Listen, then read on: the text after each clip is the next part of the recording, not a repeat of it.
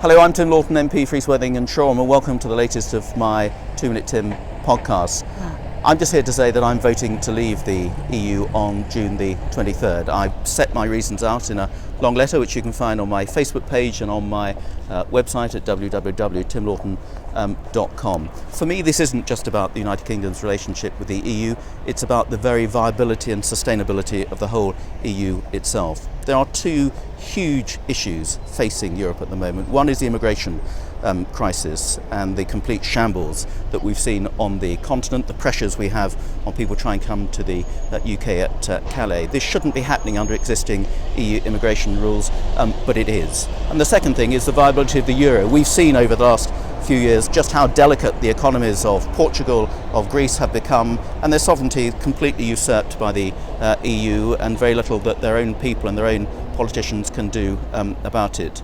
The viability of the euro, the shambles that's the immigration situation, and yet the deal that David Cameron gallantly battled for says absolutely nothing about these two things. So for me, the EU is in denial. What they should have been saying to David Cameron was, thank goodness somebody's been brave enough to put their head above the parapet and say, Europe isn't working, we need to reform, otherwise Europe won't be around in a few years' time. Actually, we need to have much more reform and much quicker reform than even David Cameron was suggesting. But instead they didn't, and we were treated as some naughty schoolboy, and we were indulged with some of the few reforms, and they are a few reforms, and they're actually not legally enforceable either, that in effect we got. So for me, it's absolutely clear. Do we want to be shackled to what I think is now an out-of-date institution which is falling back in the world? We shall be the third largest trading bloc within the next few years, having been the first, where we are spending £350 million a week to run Europe, and that could buy